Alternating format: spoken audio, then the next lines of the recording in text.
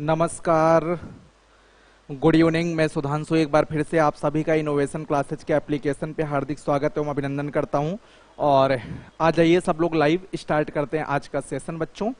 हाँ, तो देख लेते हैं हमारे साथ बच्चे कितने जुड़ पाए। भाई सब लोग फटाफट करके आ जाइए, सब लोग आ जाइए, लाइव सेशन स्टार्ट किया जाए मेरे बच्चों। ठीक है, आज की क्लास में हम लोग पढ़ेंगे प्रॉफिट एंड लॉस के और भी तगड़े सवाल। पिछली क्लास में तो हमने आपको प्रॉफिट लॉस के अच्छे अच्छे सवालों के बारे में बताया था, तो आज भी अच्छे अच्छे ही सवाल आएंगे। चलिए स्टार्ट करते हैं बेटा। हाँ भाई, गुड इवनिंग रत्नेश जी, राहुल वर्मा, रत्नेश, वैभव सिंह, सर्वेश यादव, वंदना, जया दुबे, अर्चू प्रजापति और कौन है भाई हमारे साथ? पवन जोशी जी हैं, माधुरी मौर्य, प्रतिमा वर्मा, अमरजीत वर्मा, विकास यादव जी हैं, अंकेश यादव जी हैं, रामजी यादव जी हैं, और भाई सर्वेश यादव और वैभव सिंह। चलिए, दुर्गेश सिंह राजपूत, सबका हार्दिक स्वागत एवं अभिनंदन है। आ जाइए स्टार्ट करते हैं आज का सेशन। दिखाई नहीं दे रहे हैं? अरे बैक करो आरचू, हम आ गए हैं। बैक करके ओपन करो। बैक करके ओपन कीजिए, हम तो आ गए। ये देखिए हम दिख रहे हैं। सब लोग बैक करके ओपन करिए, दिख रहे हैं भाई।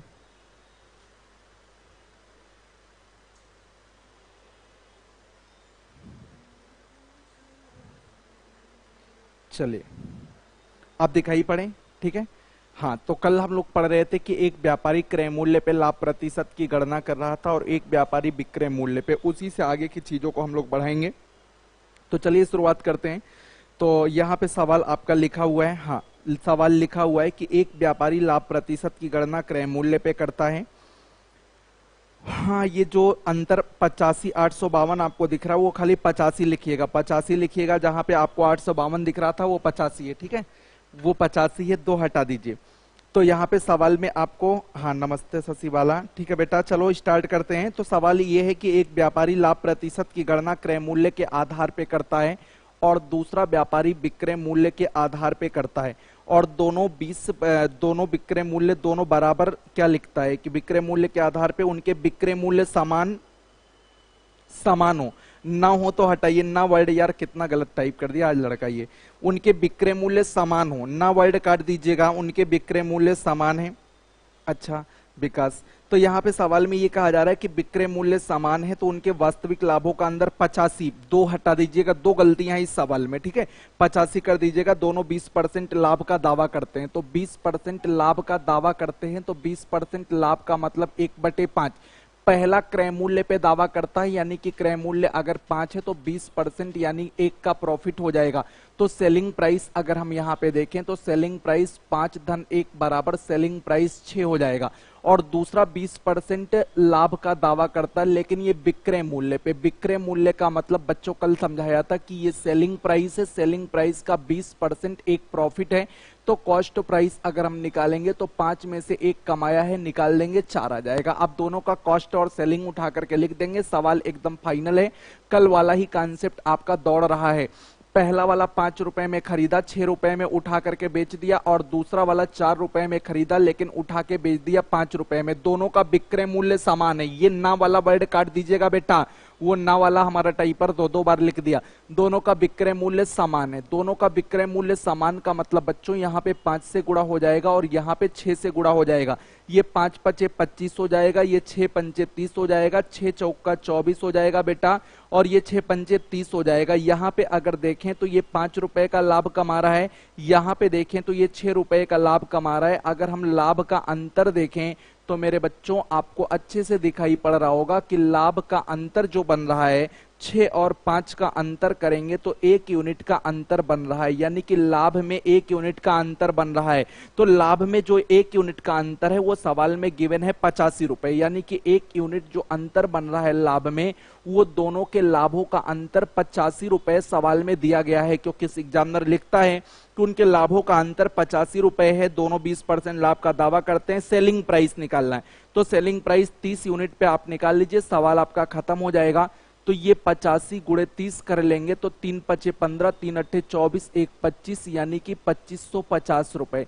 तो यहाँ पे आपका जवाब आ जाएगा 2550 रुपए। तो जिन भी बच्चों का 2550 आया है उनका एकदम सही है, ठीक है बच्चों। 2550 एकदम करेक्ट आंसर है। 2550 यानी कि हमारा सी वाला ऑप्शन एकदम सही से आ गया, ठीक है। ठीक है, बोलोगे हाँ नहीं कुछ कहोगे? हाँ 2550 अमरजीत, बहुत बढ़िया। अरे कुछ आप लोग भी बोलेंगे भैया, और लोग बोल दीजिए तब तो आगे बढ़ाएं आपको। हाँ 2550 ठीक है। हाँ ठीक है, ओके ओके। चलिए अगला सवाल। अरे कल का ही तो पैटर्न चल रहा है ना, अब तो आप इस पे एक्सपर्ट हो गए होंगे। एक क्रय मूल्य पे दावा कर रहा है, एक विक्रय मूल्य पे, तो एक का लाभ क्रय मूल्य पे निकाल लें, एक का लाभ विक्रय मूल्य पे निकाल लें।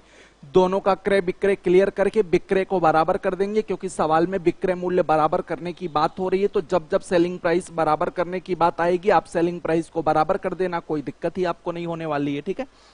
चलिए नेक्स्ट क्वेश्चन आपके सामने बोर्ड पे प्रस्तुत है। अगला सवाल, चलिए यहां पे थोड़ा सा परिवर्तन मैंने किया है। लेवल में एक लेवल परिवर्तन किया गया है, लेवल एकदम हाई लेवल बूस्ट कर दिया गया है। ये सवाल, दो वस्तुओं के विक्रय मूल्य के बीच में अंतर ज्ञात कीजिए। विक्रय मूल्य के बीच में अंतर निकालना है। यदि दो सेल्समैन में से प्रत्येक 16.25% लाभ कमाने का दावा करते हैं। चलो भाई 16.25 को पहले मैनेज कर लो बच्चे। 16.25 यार क्या है भाई, 16.25 है बच्चों, ये 10% और प्लस 6.25%। 10 मतलब 1/10, 6.25। अब तक आपको याद हो गया होगा ये 1/16 है, ठीक है। और लघुत्तम हमारे हो जाएगा, लघुत्तम में कितना हो जाएगा, 80 हो जाएगा। 10 8 80, 8 5 13/80, यानी कि 16.25% बराबर 13/80। तो पहला क्रय मूल्य पे दावा करेगा तो क्रय मूल्य का इतना परसेंट लाभ, यानी कि सेलिंग प्राइस यहाँ पे जो बनेगा 80 प्लस 13 93 बनेगा। और दूसरा वाला विक्रय मूल्य पे दावा करता है, यानी कि 16.25 बराबर 13 बटे कितना हो जाएगा 80। विक्रय मूल्य पे दावा करता है तो ये सेलिंग प्राइस का इतना परसेंट, ये आपका प्रॉफिट हो जाएगा। प्रॉफिट को निकाल देंगे तो क्रय मूल्य आ जाएगा। तो 10 में से 3 चला जाएगा 7, और 7 में से 1 67 आ जाएगा। चलो अब सवाल शुरू कर देंगे। हाँ इस टाइम नेटवर्क, कोई बात नहीं बच्चा, तो बाद में देख लेना क्लास, ठीक है। अब यहाँ पे सवाल में ये कहा जा रहा है कि पहला विक्रय मूल्य पे गणना करता है, पहला लागत मूल्य पे और दूसरा विक्रय मूल्य पे उनके यथार्थ लाभों का अंतर, लाभ का अंतर दिया है, दोनों के विक्रय मूल्य का अनुपात दिया है, विक्रय मूल्य का अंतर पूछा जा रहा है। तो कुछ करने की जरूरत नहीं, पहले अनुपात विक्रय मूल्य का दिया है। कल भी मैंने बताया था कि अगर विक्रय मूल्य बराबर है तो बढ़िया है, और अगर बराबर नहीं है तो कल मैंने समझाया था कि पहले बराबर करेंगे तब उनके बीच के अनुपात को जनरेट करेंगे। पहले सेलिंग प्राइस को बराबर करेंगे। आइए शुरू करते हैं। ये 80 रुपए की आर्टिकल 13 प्रॉफिट यानी कि 93 में बेचने की बात कर रहा है, और ये 67 रुपए की आर्टिकल यानी कि ये 80 रुपए में बेचने की बात कर रहा है। तो बच्चों मैंने कल समझाया था कि अगर सेलिंग प्राइस बराबर है तो बढ़िया है, अगर बराबर नहीं है, इनके बीच में अनुपात की बात करता है एग्जामिनर, तो पहले बराबर ही कर लेना है बेटा। तो पहले बराबर अगर करना है तो कैसे करोगे बाबू, सबसे पहले इसमें 80 का गुणा करोगे, इसमें कितने का गुणा करोगे 93 का, ये बराबर हो गया सेलिंग प्राइस। लेकिन बराबर नहीं बोला है, लास्ट में सवाल में दिया है कि इनके सेलिंग प्राइस के बीच में 3 और 5 का अनुपात है बच्चा। तो 3 और 5 का अनुपात का मतलब पहले में 3 से गुणा और दूसरे में कितने का गुणा 5 का, बस खेल खत्म है, खेल खत्म है। और हम आगे चीजों को अब बढ़ाने की कोशिश कर रहे हैं। यहां से हो जाएगा 80 गुणे 80, और बस 80 एक गुणा कर रहे हैं अंदर, 93 गुणे 80। अभी बताते हैं क्यों ऐसा हम कर रहे हैं।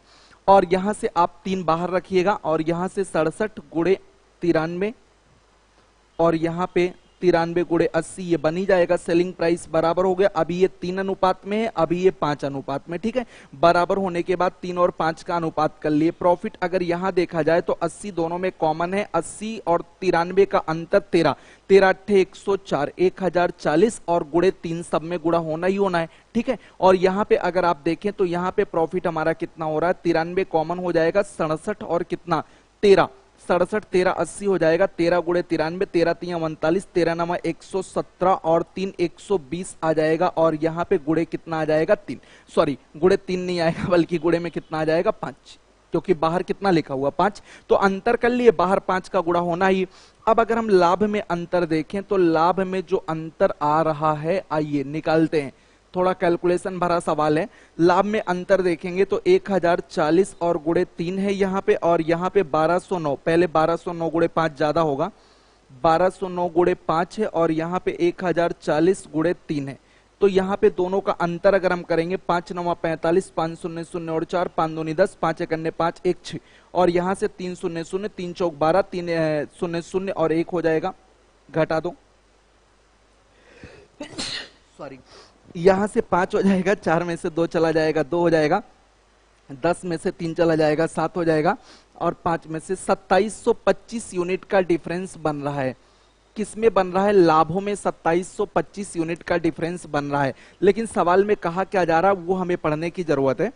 तो सवाल में कहता है कि लाभों में अंतर 5852 रुपए का है, यानी कि लाभों में जो 2725 यूनिट का अंतर है। सर सवाल हटा दीजिए वहां से, एक सेकेंड। और यहाँ पे आपसे कहा जा रहा है कि उनके विक्रय मूल्य के बीच में अंतर बताइए। चलिए, विक्रय मूल्य के बीच में अंतर, यथार्थ लाभ का अंतर दिया, विक्रय का अंतर पूछ रहा है। तो लाभ का अंतर 2725 यूनिट बराबर कितना रुपए दिया था? देखिए सवाल ये हटवा भी दी और लिखे भी नहीं। 2725 यूनिट बराबर कितना दिया था? आप लोग टाइप कर दीजिए। अच्छा हाँ, एक सेकंड सवाल दिखा दीजिए। 5852 रुपए, ठीक है, 5852 रुपए हो गया, बस हटा दीजिए। और यहाँ पे सेलिंग प्राइस का अंतर पूछ रहा है। यार खतरनाक सवाल बनाया बंदे ने। सेलिंग प्राइस का अंतर जो बनेगा, 5 3 का अंतर 2 बन जाएगा, ठीक है, और ये तो कॉमन ही होना है ना। अरे दो, अच्छा एक बार घटाओ देख लेते हैं। 0, 5 में से 0, 4 में से 2 चला जाएगा, 2 हो जाएगा, 10 में से 1, ये 2925,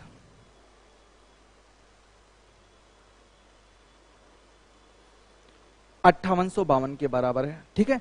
और देख लीजिएगा गुणा भाग। अब देखिए सेलिंग प्राइस दोनों का बराबर है, अंतर लेंगे तो 5 3 का अंतर 2 हो जाएगा, तो 93 गुणे 80 कॉमन है, 5 3 का अंतर 2, इतना यूनिट बराबर।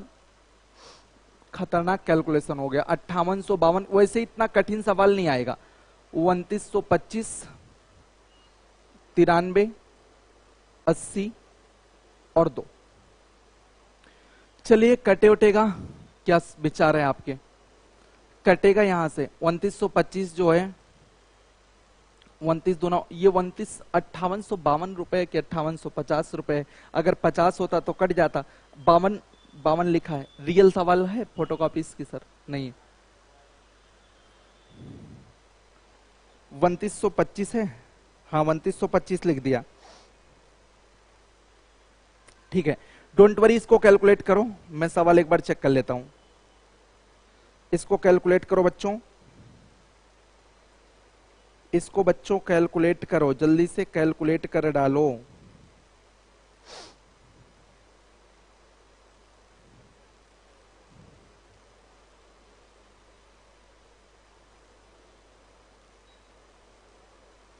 ₹585 है यार, यही तो यार बंदा इतना बुरा टाइप कर देता है। ये 585 रुपए, 2 पता नहीं, ये जानते हो क्या क्या मेरे टाइप पढ़ने, ऐसे आर मैंने लिखा तो उसको बंदे को नजर आया कि ये 2 लिखा है गुरुजी ने। चलो यार भाई सॉरी, गलती के लिए सॉरी। यहां से 585 का लेना, वही तो मैं सोच रहा था भाई कटेगा नहीं ना, और अगर ये कटेगा नहीं तो हमारे लिए मुश्किलें बढ़ जाएंगी। और अब देखिए हमारे पास मुश्किलों से दूर आने का रास्ता मिल गया है। ये 80 में से 10 निकाल के यहां लगा देते हैं, 5800 हम 50 कर देते हैं। अब ये 2925 से प्यार से कट जाएगा, और 93 को रोक लेते हैं, यहां से 10 निकाल दिया, 8 और 2 बचा, तो ये 2925 दूना 5850 हो जाएगा।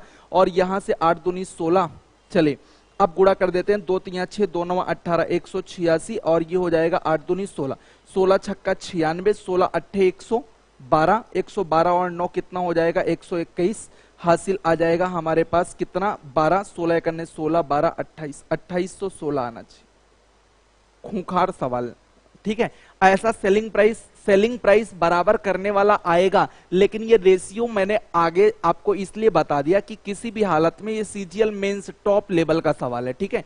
मतलब टॉप लेवल का मतलब समझ रहे हैं, एकदम खतरनाक लेवल का सवाल है। कहां गलत हो गया? 2950 दोना 2 3 6, 2 9 18, 8 दूनी 16, 16 छक्का 96, 9, 16 अट्ठे 128। अच्छा वो 112 मैंने पढ़ दिया। 128, 16 छक्का 96, 16 अट्ठे 128, 128 यार क्या हो गया मेरे को, 16 छक्का 96, 16 अट्ठे 128 और 9 कितना हो जाएगा, 8 9 17 137, 13 बचेगा, 16 एकन्ने 16 और 13 कितना हो जाएगा, अब सही है 2976। चलिए सर क्वेश्चन दिखा दीजिए बच्चों को, क्वेश्चन दिखा दीजिए। अब लिख तो लिया है, अपने अपने विचार प्रस्तुत करें कृपया। हाँ अपने विचार प्रस्तुत करें। इतने खूंखार सवाल आप सोच रहे होंगे सर एसआई में आ जाएगा तब तो हम उलट जाएंगे। अरे आएगा नहीं, चिंता मत करो। इतना विक्रय मूल्य बराबर तक मैंने बढ़ा दिया था, मैंने सोचा कि थोड़ा सा और करवा देता हूं, ठीक है, एक कदम और आपको आगे बढ़ा दिया।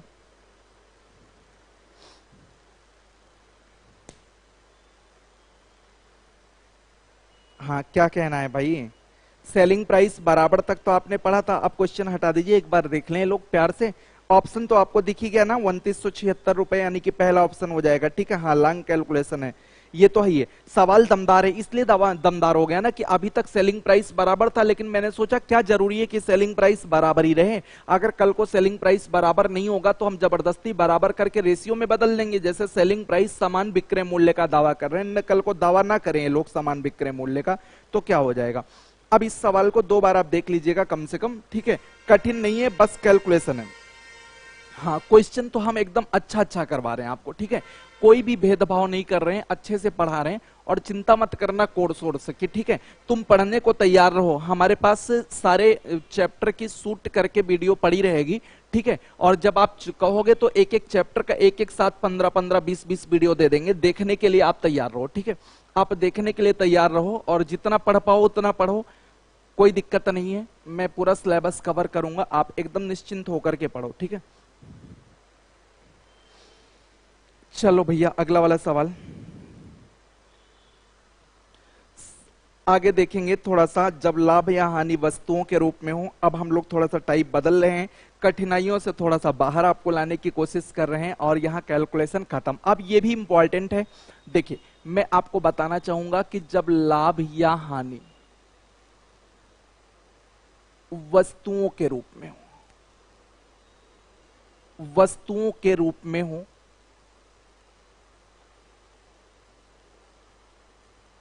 तो लाभ तथा हानि प्रतिशत ज्ञात करना।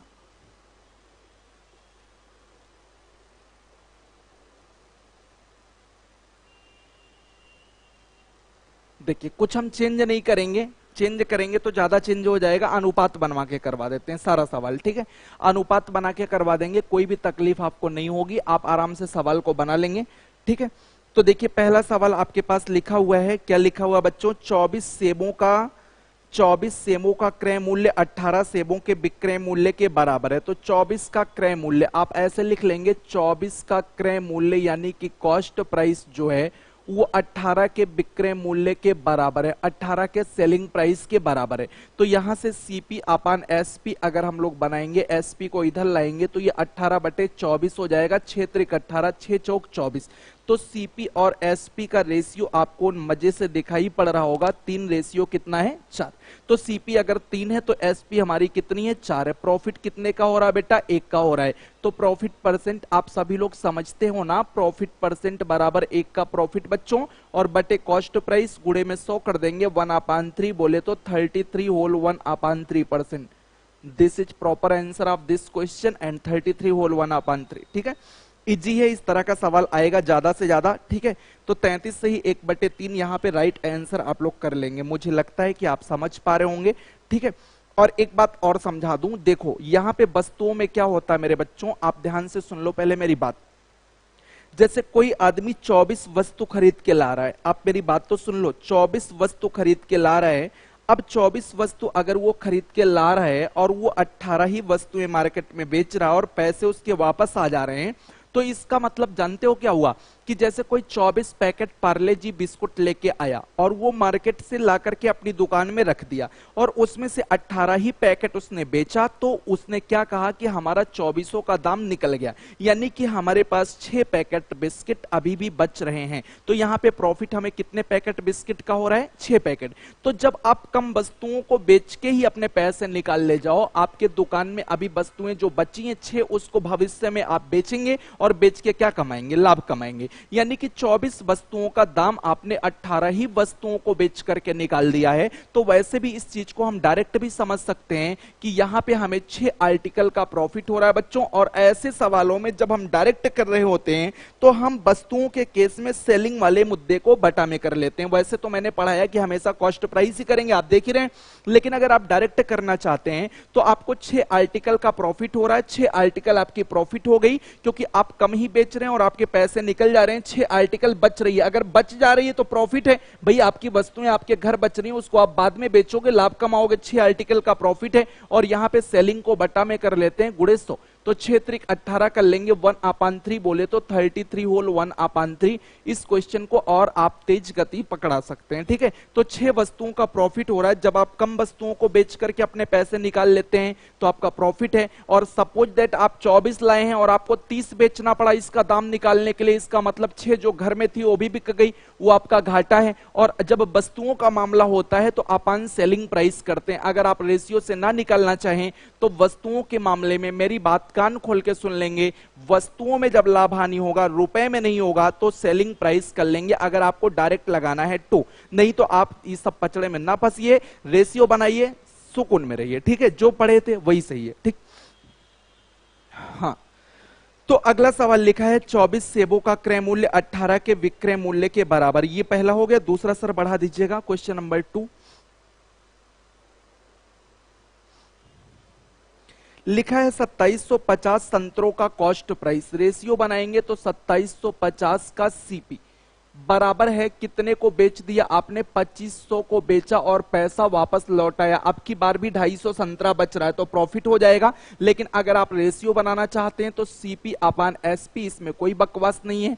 ये 2500 अपनी जगह पे और 2750 अपनी जगह पे। 25 दहम 250, 25 एकन्ने 25, 25 एकन्ने 25। Therefore CP H two S P 10:11, 1 ratio का हमें बेनिफिट हो रहा है। यानी कि हम लोग यहाँ पे प्रॉफिट परसेंट अगर निकालना चाहते हैं तो एक का प्रॉफिट हो रहा है अपन 10 इंटू 100 कर देंगे बच्चों, ये हमारे पास 10% प्रॉफिट आ जाएगा।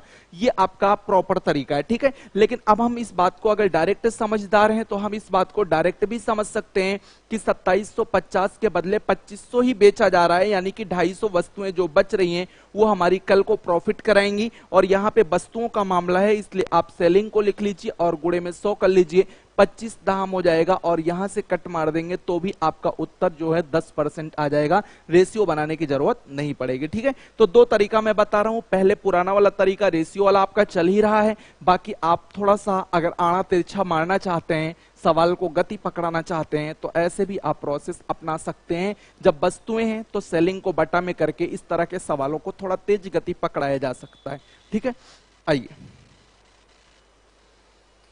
आइए नेक्स्ट क्वेश्चन, अगला वाला सवाल हमारे सामने है, सवाल नंबर 3। सवाल नंबर 3 सर प्ले कर दीजिए। लिखा है 350 संतरों का क्रय मूल्य 400 के विक्रय के बराबर है। तो 350 का सीपी, 350 का सीपी कॉस्ट प्राइस बराबर 400 का सेलिंग प्राइस। बच्चों रेशियो बनाना है तो सीपी अपान एसपी इधर उठा लाओ बेटा, ये 400 अपनी जगह पे, इधर 350, 5 अट्ठे 40, 5 सत्ते 35, 8 और 7 का रेशियो बनेगा। एक का लॉस हो रहा है क्योंकि सीपी 8 है तो एसपी कितना है 7, यानी कि एक का लॉस बटे 8 पे क्रय मूल्य पे गुणे 100 बोले तो ये होता है, आपको पता है 12 पॉइंट कितना होता है 5%। तो 12.5% का क्या हो जाएगा, लॉस हो जाएगा। ओके मेरे बच्चों, 12.5% लॉस। डायरेक्ट ही खींचना है तो 300 के बदले तुम 400 बेचोगे, ये कहां की बुद्धिमानी है, ये तो बेवकूफी में आप चले गए भाई। 350 खरीदे और 400 कोई कह रहा है 400 बेचो तब पैसा आएगा, इसका मतलब 50 तो जो दुकान में था वो भी चला गया। और यहाँ पे सेलिंग कर लेंगे, गुणे में कितना कर देंगे 100, 5 अट्ठे 40, 1/8 बोले तो 12.5%। अरे परसेंटेज ढंग से पढ़ाया आपने, 1/8 बोले तो 12.5%, ठीक है। वस्तुओं का मामला है, सेलिंग को बट्टा में लगा लेते हैं। थोड़ा सा परिवर्तन सवाल में करना चाहेंगे। अगला सवाल सर बढ़ा दीजिएगा बच्चों के लिए। अगला सवाल बोर्ड पे आ रहा है, आप सभी लोग ध्यान दीजिएगा। बहुत आसान लग रहा होगा ये सब आपको। अब इतना लेवल पढ़ लिया आपने, अब क्या बचा भाई? अब देखिए अगला लिखा है कि 160 पेन बेचने पर 14 पेन के क्रय मूल्य के बराबर लाभ होता है। देखिए पहले जो रेशियो मेथड जो बंदा बनाना चाहता है उसके लिए मैं रेशियो मेथड बताता हूं। रेशियो मेथड में क्या करेंगे? फर्स्ट मेथड हमारे पास क्या है? देखिए अभी तक सवाल में क्या था और अब क्या हो गया, दोनों में अंतर पहले समझना चाहिए। अभी तक क्या था और अब क्या हो गया, दोनों में अंतर समझने का जरूरत है। अभी तक क्या था कि इन्होंने कहा कि इतने का क्रय इतने के विक्रय के बराबर है, ना तो लाभ के बारे में जिक्र किया गया ना तो हानि। हमने अपने बुद्धिमानी से पता किया कि जब भाई डायरेक्ट अगर पता करना था तो हमने कहा जब कम बेच रहे हैं, हमारी वस्तुएं बच जा रही हैं, तो लाभ में हमें उन पैसों को निकालने के लिए ज्यादा वस्तुएं बेचनी पड़ रही है। वस्तुओं का मसला है तो यहां पे ज्यादा वस्तु बेचेंगे तो बुद्धिमानी नहीं है, घाटे पे हम लोग चले जाएंगे। और बाकी मैंने रेशियो बनाते हुए चीजों को समझा दिया, ठीक है। बट अब यहां पे क्या कहा जा रहा है कि इतने के बराबर लाभ होता है। अब लैंग्वेज में आएगा कि इतनी वस्तुओं को बेचने पे इतने के बराबर लाभ होता है, या कहा जाएगा इतने के बराबर हानि होती है, ऐसे लैंग्वेज आएगा। और जब ये लैंग्वेज आएगा तो इस सवाल को मोस्ट इंपॉर्टेंट बना देता है, और इस तरह का सवाल आपको जरूर पेपर में मिलता है, ठीक है। तो यहां से जब ऐसी बात आए कि इतने के बराबर लाभ या इतने के बराबर हानि, तो एक स्ट्रक्चर आपको फॉलो करना चाहिए। सेलिंग प्राइस बराबर cost price plus minus profit और लॉस, ये तो आप जानते ही हैं। सेलिंग प्राइस बराबर cost price plus minus profit और लॉस का मतलब क्या है कि जितनी वस्तुओं को बेचने की बात किया जाएगा बच्चों, जितनी वस्तुओं को बेचने की बात किया जाएगा उतने का आप उठा करके सेलिंग प्राइस लिख लेना बेटा। अगर जितने को बेचने की बात किया जा रहा है उतने का आप उठा करके सेलिंग प्राइस लिख लीजिएगा। एक सेकेंड,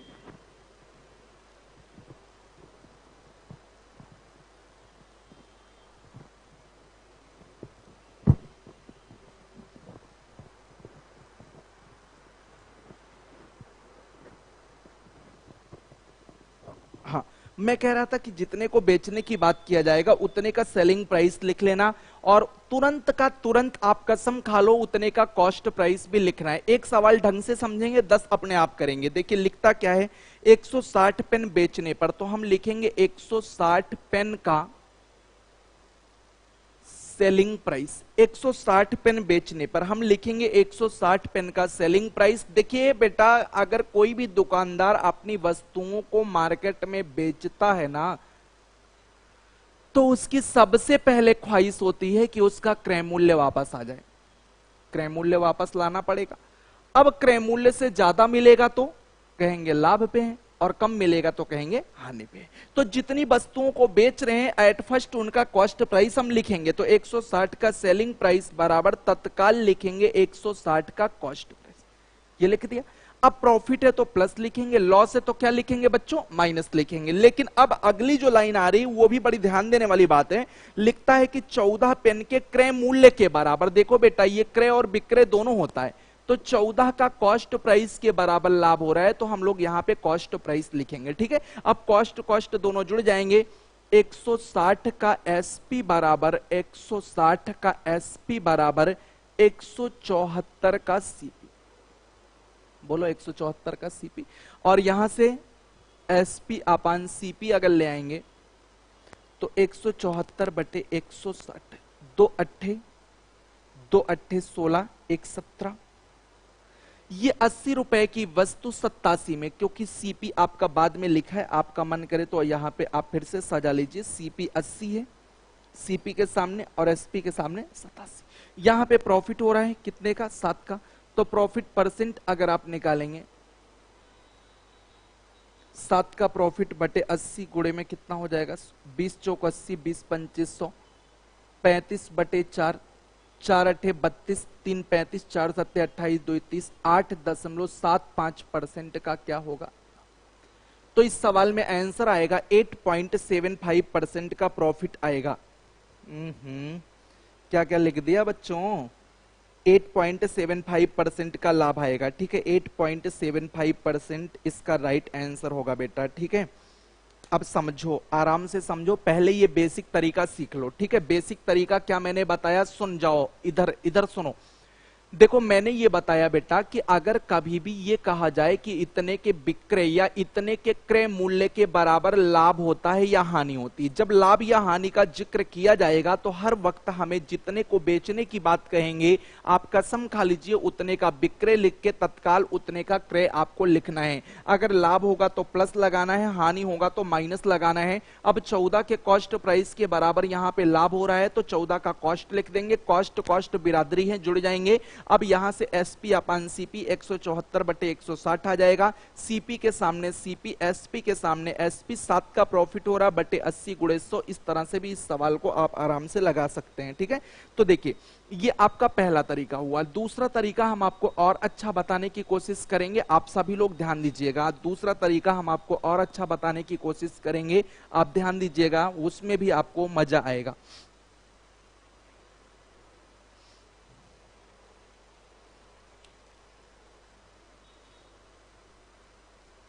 देखिए लिखता है कि 14 पेन के क्रय मूल्य के बराबर लाभ होता है, तो आप ये मान लीजिए let CP of 1 pen equal to 1 रुपए, 1 रुपए मान लीजिए।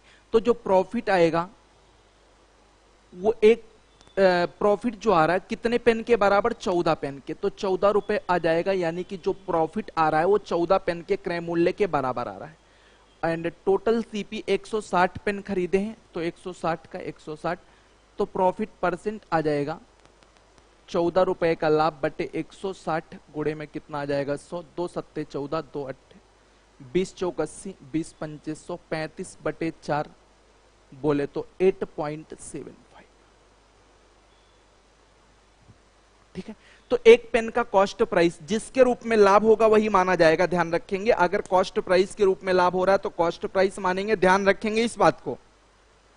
अगर सेलिंग प्राइस के ऊपर लाभ हो रहा है तो सेलिंग प्राइस मानेंगे। तो 14 पेन के कॉस्ट प्राइस के बराबर लाभ हो रहा है तो एक पेन का कॉस्ट प्राइस 1 रुपए, 14 पेन का कॉस्ट प्राइस 14 रुपए का लाभ हो जाएगा। और 160 पेन इन्होंने खरीदा है तो 160 पेन बेचा अगर है तो 160 खरीदे भी तो रहे होंगे। आप सोचिए 160 भले बेचने की बात हो रही लेकिन 160 तो इन्होंने खरीदा रहा होगा, तो 160 आप कर देंगे गुणे में 100 कर देंगे, यहां से दूसरा तरीका हो जाएगा। ठीक है, और जिसके रूप में लाभ या हानि होगा बेटा उसी को मानना है, इस बात को आपको ध्यान रखना है। ठीक है, क्वेश्चन नंबर 4 इस तरह से हुआ। दो मेथड मैंने बताने की कोशिश किया।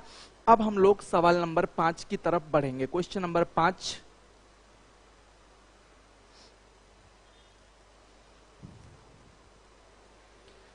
देखिए क्वेश्चन नंबर 5 में क्या लिखा है कि एक कपड़ा विक्रेता 33 मीटर कपड़ा बेचकर 11 मीटर कपड़ों के विक्रय मूल्य के बराबर लाभ कमाता है, सॉरी क्रय मूल्य के बराबर लाभ कमाता है। तो क्रय मूल्य के बराबर लाभ कमाता है तो 1 मीटर का अगर आप दूसरा निकालते हैं तो 1 मीटर का कॉस्ट प्राइस 1 रुपए। कितना लाभ कमाता है 11 मीटर, तो प्रॉफिट जो हमारा बन जाएगा वो प्रॉफिट 11 मीटर का कॉस्ट प्राइस यानी कि 11 रुपए हो जाएगा। 33 मीटर बेचता है तो 33 मीटर खरीदा भी रहा होगा और प्रॉफिट परसेंट यहां से आपका डायरेक्ट बन जाएगा बच्चों सेकंड वाले तरीके से 11/33 और गुणे में कितना 100, 11 तिया 33, 1/3 बोले तो 33 सही 1/3%, यह 33.33 हो जाएगा। ठीक है, समझ पा रहे हैं आप लोग, समझ में आ रहा है। और अगर आप पहला वाला तरीका लगाते हैं ये तो 33.33 आ जाएगा। अगर आप पहला वाला तरीका लगाते हैं तो 33 मीटर बेचने की बात हो रही है तो 33 का एसपी तत्काल बाद 33 का सीपी और प्लस 11 का सीपी, प्रॉफिट 11 के सीपी का हो रहा है तो 33 का एसपी बराबर हो जाएगा, यहां से सीपी सीपी जुड़ जाएगा 44 का आ जाएगा सीपी। तो एसपी अपान सीपी बराबर बच्चों हो जाएगा ये 44/33, 11 तिया 33, 11 चौक 44। तो सीपी पहले लिख लो, एसपी बाद में, अपने अकॉर्डिंग 3 और 4 का रेशियो हो रहा है। प्रॉफिट कितने का हो रहा है 1 का। तो प्रॉफिट परसेंट अगर आप निकालना चाहते हैं तो आप सभी लोग समझ रहे होंगे 1 का प्रॉफिट बटे 3 गुणे 100 ये आ जाएगा 33 सही 1/3% का प्रॉफिट हो जाएगा। ये आपका पहला वाला तरीका था और दूसरे से मैंने पिछला लगाया था। ठीक है, तो पूरा तरीका मैंने बता दिया, आपका जैसे मन करे वो आप पैसे लगाइए। अरे बोलिए समझ में आ रहा है सब लोगों को, बोलिए भैया समझ में आ रहा है, कोई दिक्कत है किसी को? बोल लो, दोनों तरीके समझ में आ रहे हैं? जिस फॉर्मेट में लाभ होगा उसी चीज को 1 रुपए मान लीजिएगा। अगर विक्रय मूल्य में होगा तो विक्रय, क्रय मूल्य होगा तो क्रय। दरअसल यहाँ क्रय में लाभ हो रहा है तो क्रय मूल्य ही मान लिया गया, ठीक है, मुजबा नहीं लगा सकते वर्बली। सवाल नंबर 6 आपके सामने है स्क्रीन पे।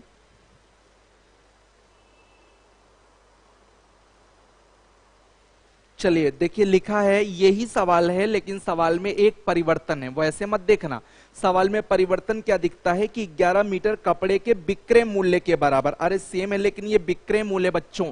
तो पहला तरीका अगर आप लगाएंगे तो 33 मीटर बेचने पर तो 33 का एसपी बराबर 33 का सीपी तत्काल लिखना ये जरूरी है। अब यहां रुक के लाभ हो रहा है, ठीक है, लेकिन 11 का क्रय नहीं है। अब की बार क्या लिखा है, 11 का विक्रय है। पहले पढ़ तो लीजिए।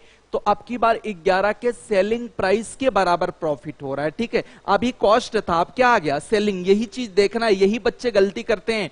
तो सेलिंग को अब बिरादरी इधर है इसकी, इधर लेके आएंगे। 33 में से 11 जाएगा 22 का सेलिंग प्राइस बराबर 33 का कॉस्ट प्राइस। भैया अभी तक कॉस्ट में जुड़ जाता था, लेकिन अब की बार इधर उठा के लाएंगे। तो यहां से अगर हम एसपी अपान सीपी बनाएंगे तो ये 33/22 हो जाएगा। 11 दूना 22, 11 तिया 33। तो सीपी और एसपी का रेशियो बनाएंगे तो दो रेशियो कितना बनेगा, 3। तो यहां से देखिए प्रॉफिट हो रहा है 1 का। प्रॉफिट परसेंट अगर हम निकालेंगे तो प्रॉफिट परसेंट बराबर हमें 1 का प्रॉफिट हो रहा है अपान 2 कर देंगे गुणे 100, और यहां से बच्चों काट देंगे तो ये हमारे पास आ जाएगा 50%। तो 50% is right answer of this question. समझ रहे हैं क्या हुआ अंतर।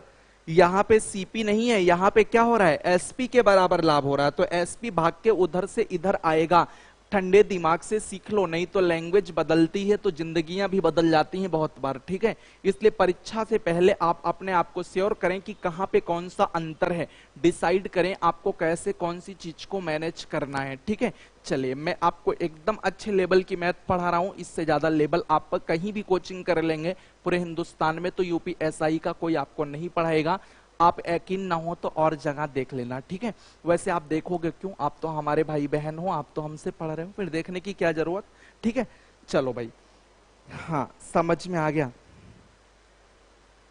ओके, सबको समझ में आ रहा है, किसी को कोई दिक्कत नहीं है, ठीक है। सेकंड मेथड, एक सेकंड सर, सेकंड मेथड भी बता दें बच्चों को, सेकंड बता दें। जो मुझे आता है वो सब तुम्हारे लिए हाजिर है दोस्तों, ले लो जल्दी जल्दी फटाफट, ठीक है। तो यहाँ पे देखो सवाल में क्या है कि एक कपड़ा विक्रेता 33 मीटर कपड़ा बेचने पर 11 मीटर के विक्रय मूल्य के बराबर, ठीक है, एक 11 मीटर कपड़े के विक्रय मूल्य के बराबर अब की बार लाभ हो रहा। तो let selling price of 1 metre, 1 metre का सेलिंग प्राइस 1 रुपए।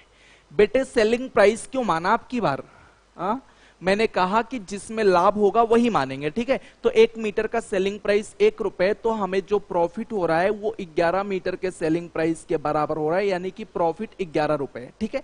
तो सीपी अगर हम देखेंगे तो सीपी कैसे निकलेगा, अब सुनिए, यहां तो 1 रुपए एसपी माने हो, अगर एसपी माने हो 1 रुपए तो 33 मीटर का एसपी निकलेगा, सीपी तो निकलेगा नहीं। तो एसपी आएगा 33 रुपए। तो सीपी कैसे आएगा, क्रय मूल्य, विक्रय में से लाभ को निकाल दो, तो सीपी कितना आएगा 22, और प्रॉफिट परसेंट आपका जो बनेगा 11 का प्रॉफिट बटे 22 गुणे में 100, दूना 22 50। क्या आप समझ पाए, नहीं समझ पाए तो फिर से सुनिए। आपको जिस फॉर्मेट में लाभ होगा वही मानना है, 1 रुपए विक्रय मूल्य में हो रहा तो विक्रय मानेंगे, तो लाभ 11 रुपए तो आ गया, लेकिन विक्रय मूल्य से पहले विक्रय आएगा, डायरेक्ट क्रय तो आता नहीं। आप ही बताओ, आपने विक्रय माना है तो विक्रय आएगा बेटा। तो विक्रय मूल्य 33 मीटर का 33 रुपए हो गया, लेकिन उसमें से 11 रुपए प्रॉफिट निकाल देंगे तो 22 रुपए तब जाके क्रय मूल्य होगा। जिस फॉर्मेट में लाभ होता उसे 1 रुपया आपको मानना होता है, ठीक है। तो ये 50% हो जाएगा, ठीक है। कोई दिक्कत है यहां पे, नहीं। सवाल नंबर 7 को प्रस्तुत करते हैं, ठीक है। सवाल नंबर 7,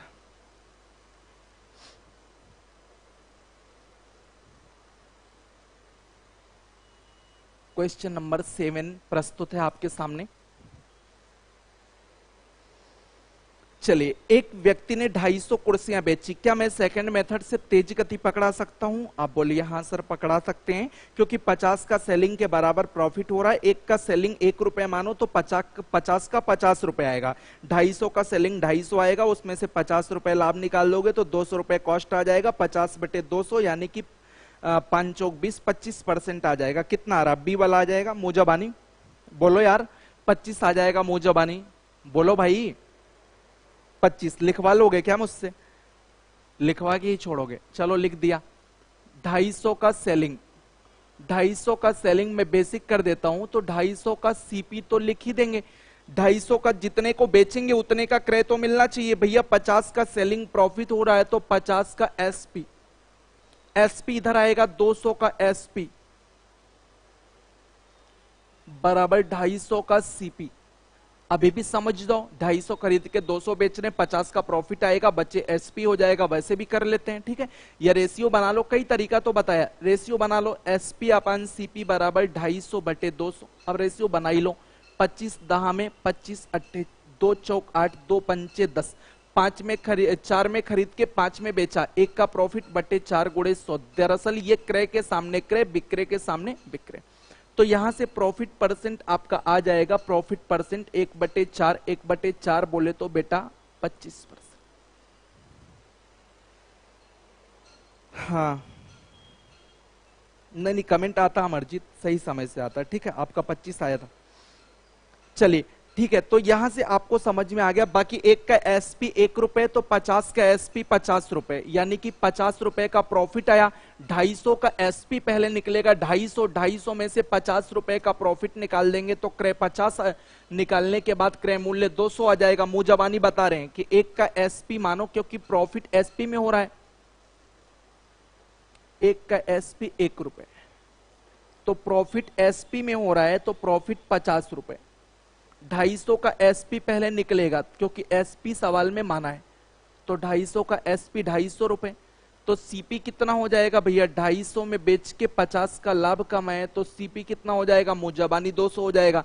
प्रॉफिट परसेंट कैसे निकालेंगे? तो आप कहेंगे सर वो तो निकल जाएगा 50/200 गुणे 5 चौक 20।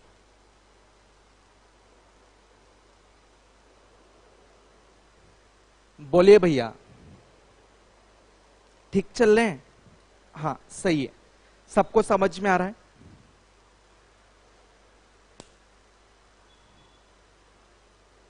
ठीक बात है, समझ में आना ही चाहिए। और अगले सवाल की तरफ हम लोग बढ़ेंगे।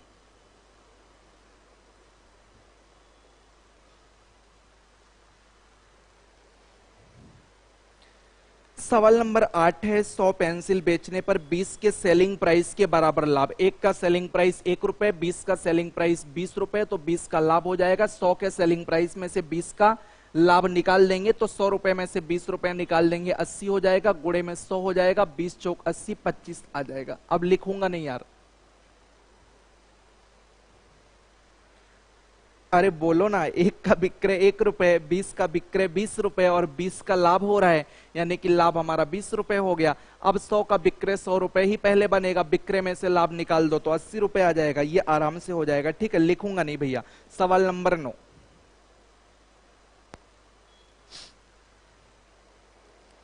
सवाल नंबर 9 सर प्रस्तुत किया जाए। सवाल नंबर 9, 36 संतरों को बेचने पर अब की बार घाटा हो जा रहा है, हानि हो जा रहा है। तो एक बार पहले बेसिक इसका कर लेते हैं लॉस वाले का, फिर आगे चलते हैं। तो 36 संतरों को बेचने पर तो 36 का एसपी, जितने को बेचेंगे तत्काल उतने का कॉस्ट प्राइस आएगा। 36 का एसपी बराबर 36 का सीपी तो मिलना ही मिलना है, लेकिन 4 के एसपी के बराबर लॉस हो जा रहा है। एसपी इधर आएगा, 40 का एसपी बराबर 36 का सीपी। एसपी अपान सीपी बराबर 36/40, 4 9 36 दहाम 40। 10 में खरीद के 9 में बेच रहा है आदमी, तो घाटे पे जा रहा है। तो लॉस परसेंट हमारा जो बनेगा, 1 का घाटा बटे 10 पे गुणे में क्या कर देंगे 100। देयरफॉर आपका आंसर आ जाएगा कितना परसेंट? 10%। लॉस आ जाएगा 10%, बी हो जाएगा, ठीक है। ये पहले मेथड से हो जाएगा, लॉस आपका 10% आ जाएगा। आप सभी समझ पा रहे हैं एकदम विधिवत। अब हम लोग यहाँ पे सेकंड मेथड को भी थोड़ा सा लगाने की कोशिश करेंगे जिससे हम चीजों को अच्छे से समझ पाए, ठीक है। तो देखिए सेकंड मेथड क्या है, हमें प्रॉफिट लॉस जिसमें हो रहा है वही मानेंगे। तो 4 के सेलिंग के बराबर हानि हो रही है, तो 1 का सेलिंग प्राइस आप मान लीजिए 1 रुपए, तो 4 का सेलिंग जो हो जाएगा वो 4 रुपए हो जाएगा, यानी कि जो हमारा लॉस है वो 4 के सेलिंग के बराबर 4 रुपए लॉस हो जा रहा है। 36 संतरा का पहले आएगा सेलिंग, तो 36 का सेलिंग आ जाएगा 36 रुपए। अब यहां से जो कॉस्ट आएगी वो 36 रुपए में बेच के 4 घाटा हुआ था, यानी कि ये 40 रुपए का था। तो लॉस परसेंट जो हमारा आएगा वो 4/40 आ जाएगा, गुणे में कितना आ जाएगा 100। ये 4 से काटेंगे बच्चों तो ये हमारा 10% आ जाएगा, ठीक है। 1 का सेलिंग 1 रुपए, 4 का सेलिंग 4 रुपए, 4 रुपए का लॉस आपका हुआ है, यानी कि 36 रुपए में बेचे हैं तो 4 रुपए गायब किए हैं, तो 4 हमारा और आना चाहिए, 40 हमारा कॉस्ट प्राइस हो जाएगा, ठीक है। बी वाला हो जाएगा। समझ पा रहे हैं आप सेकंड मेथड। सवाल नंबर 10 को प्लेस कर दीजिए, 10 नंबर।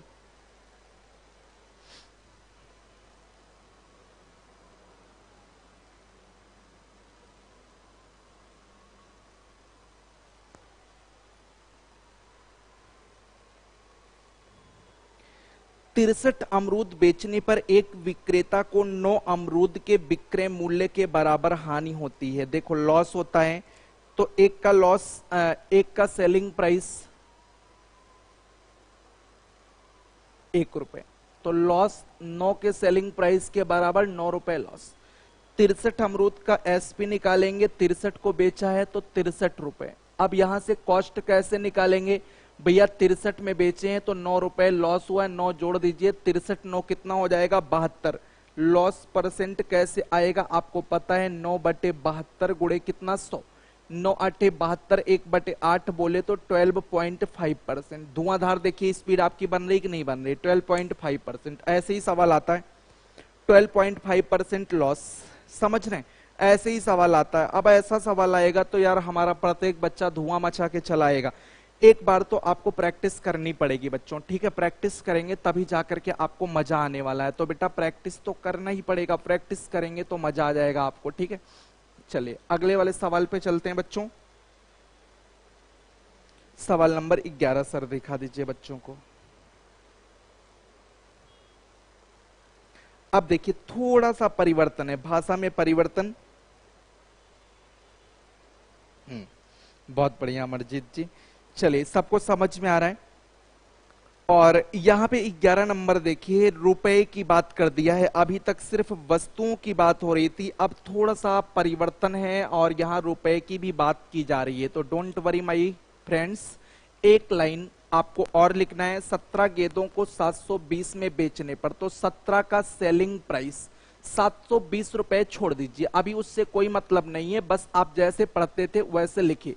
तो 17 का क्रय मूल्य लिख लीजिए, 17 को बेचने पर 17 का क्रय मूल्य और 5 के क्रय मूल्य के बराबर लॉस, तो 5 के कॉस्ट प्राइस के बराबर लॉस हो जाएगा। देखिए कई तरीके हैं, यहां से आपका 17 का एसपी बराबर 17 का एसपी बराबर 12 का सीपी, यानी कि अगर आप सीपी और एसपी का रेशियो निकालना चाहें तो वहां से भी हो जाएगा। बहरहाल आपको 17 का सेलिंग प्राइस सवाल में ऑलरेडी गिवन है, कितना रुपए दिया है 720, तो बराबर 12 का सीपी, तो एक का सीपी कितना हो जाएगा, अब आप प्लेस कर देंगे 720/12 कितना आ जाएगा 60 रुपए। तो सेलिंग प्राइस दिया है, डरने की कोई बात नहीं, सेलिंग प्राइस आप रख दीजिएगा, आराम से आ जाएगा, ठीक है, 60 रुपए आ जाएगा। तो 11 सवाल हमारे हो चुके हैं, इसके आगे हम लोग कल और डिस्कस करेंगे, ठीक है। इसमें 11 सवाल हो गए, बाकी सवाल मैंने आपको करवा दिया है ना, 2 खतरनाक सवाल करवा दिए, और बाकी आप नोट्स बना रहे होंगे तो आपको लग रहा होगा कि कितना सॉलिड आपने पढ़ रखा है, कहीं से कुछ छूटने की उम्मीद नहीं है। अरे कैसा पेपर ये बनाएंगे, जैसा मन करे वैसे बनाएं, ठीक है, कुछ होने वाला नहीं है, चाहे जैसे बनाएंगे सब कुछ सही होगा, ठीक है। तो चलिए आज की क्लास यहीं तक रोकते हैं, फिर नेक्स्ट क्लास यानी कि अगले दिन हम आपसे मिलते हैं, और अगले दिन इसके आगे की चीजों को मैनेज करेंगे, यानी कि मंडे को मैनेज करेंगे, ठीक है। तो चलिए इतना आप लोग पढ़ते रहिए, और फिर अगली क्लास में आगे की बात होगी, और रिवीजन कर लीजिएगा, सारी वीडियोज पढ़िए, जितना देख पाइए पैसा तार लीजिए देख देख के, ठीक है। आपको बढ़िया से देखिए, ओके बच्चों, वेलकम, सबको नमस्ते, सबको जय हिंद।